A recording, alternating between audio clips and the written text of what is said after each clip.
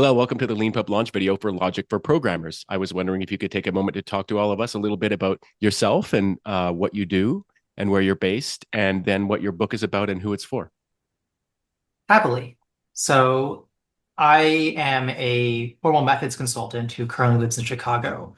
And that's this niche field of software where what we do is we apply mathematics to analyze software for bugs. I've actually written a couple of books on this already, published through traditional publishers, whereas this new book is published through Leanpub.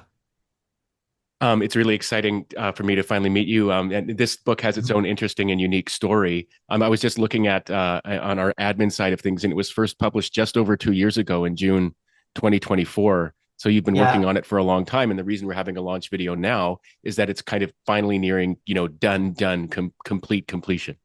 right. I think actually when I look at the sales records, I created the book on Leanpub in 2021 or 2022. Okay. And then I kind of just left it there for 2 years before actually having something ready to publish.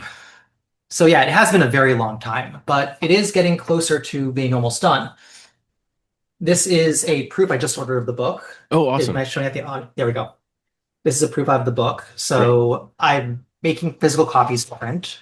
Spent a lot of time on trying to get that working. And so yeah, so the book is nearing completion. And by that I mean I've been working on making a physical book, not just a digital one.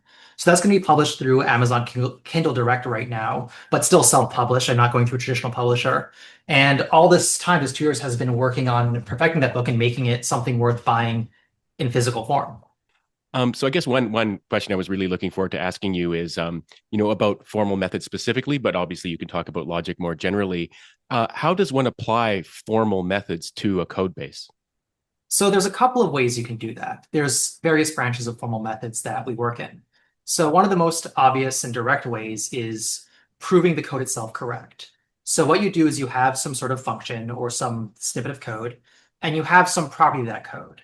Like the example I use in the book in this case is finding the maximum of a list.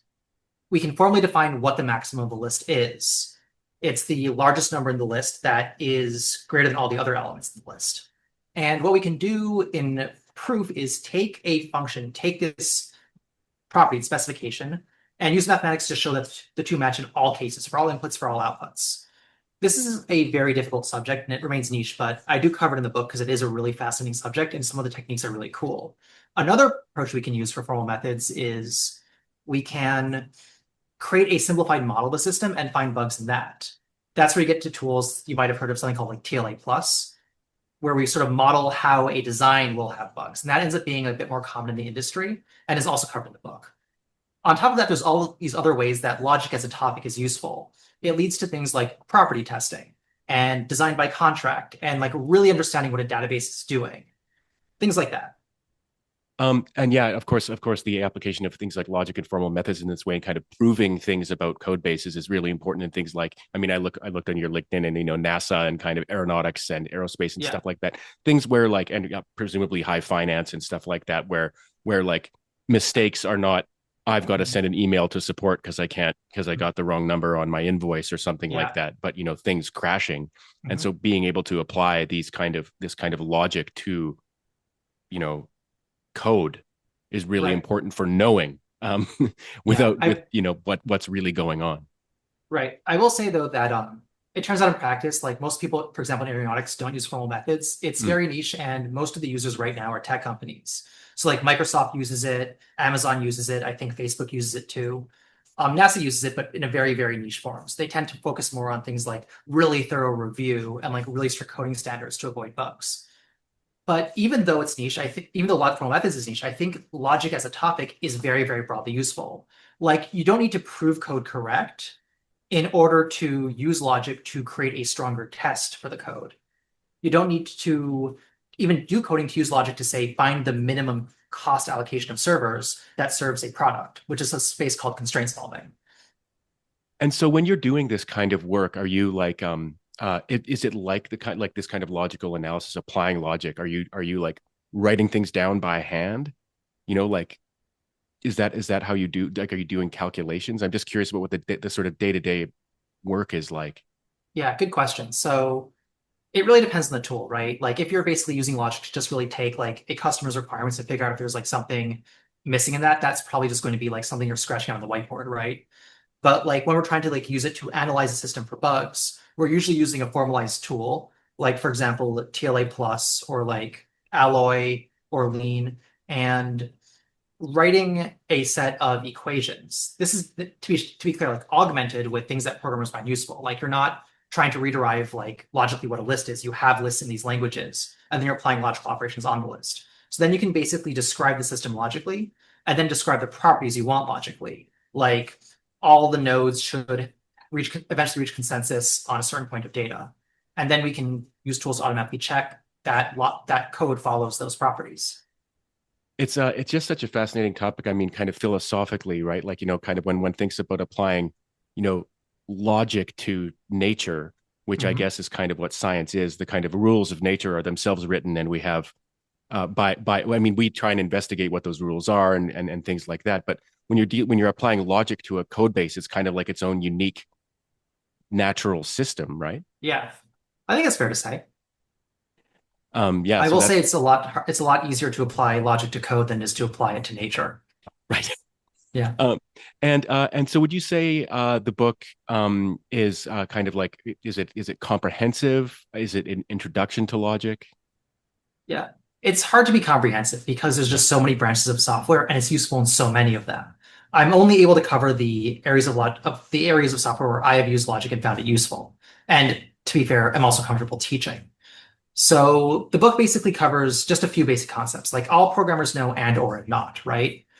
On top of that, we need to add like four things. We need to add like just what a Boolean function is a predicate. We need to talk about sets. We need to talk about quantifiers, saying like everything is true for a set, or at least, or it's true for at least something in the set. And we need to talk about implication, which is this like really particular mathematical operator that like has a lot of really cool uses, but also is unintuitive. So once we cover those four like concepts in logic, then we can start applying it to a lot of different things. Like given a really complicated conditional, can we apply a set of rules to simplify that conditional? That's an application of logic. The last question I'd like to ask you is actually about the production process. I mean, it's Mhm. been quite the process, and you have a list of acknowledgments at the beginning of the book. How did you work with people, other people, getting feedback and stuff like that on the book? That's a good question. Earlier in this interview, I mentioned that I've written a book and published it traditionally. And in trying to do this self-published thing, I wanted to try to make it feel like a traditionally published book. So that means I hired copy editors, I hired a technical editor, I did thorough proofreading, I like worked with a graphic designer to just make sure everything felt like this is something that somebody is publishing like formally. And what was really cool besides having the flexibility to find the right people for that was that I could, by self-publishing it, release the book early on Leanpub, right? And that let me do a couple of things. One, it meant that people who got the book early could send feedback, and a lot of people did. I mentioned it on my newsletter. I showed it around. I talked to people about it, and I just put in the book, I'm still working on this. If you want to send any feedback or critique, you can email me at this email address. I think that's gone now because I'm past that point. But also I had this like one more thing that had to be done for this book, which is that the book covers a lot of different fields, right? So it's not just like formal methods, but it's also like testing. It's also like database theory. It's also data modeling. It's like constraint solving. And I wanted to make sure I wasn't like really messing up on each of these fields. In a normal like book, in normal tradition, you'd have like a technical editor, right, who's looking through it. But even then, like technical editor might not know every single field. So what I did was I found for each chapter like two or three experts in that space who I knew and messaged it to them saying like, hey, do you want to look at this and give me your feedback? And they were all kind enough to do that, which meant that I got like a really thorough vetting on almost everything in the book to make sure it is correct. Yeah, That's that's if there's any more like errors, it's my fault, not their fault. Just gotta say that. Yeah, no, no, Yeah. fair enough. No, but that's just fascinating. I always love hearing those stories from authors about how they Mhm. put their books together, and including like when I see a long acknowledgments list like Mhm. yours, I know it's probably like quite an involved process with lots of people over time. And in many ways, I mean, the story of your book is kind of one of the reasons we built Leanpub was for people to, you know, Yeah. I don't self-publish and think apply processes like that to produce like a just amazing books with yeah. people. I don't think this book would have happened without Leanpub. Well, that's the best compliment we've had in a long time. The book is Logic for Programmers. Hillel, thank you so much for taking the time to talk to me today about this and to all of us. And good luck with the kind of, done completion kind of process that you're going through right now. Thank you very much. Thank you for having me on, and I am so excited to be done with this book.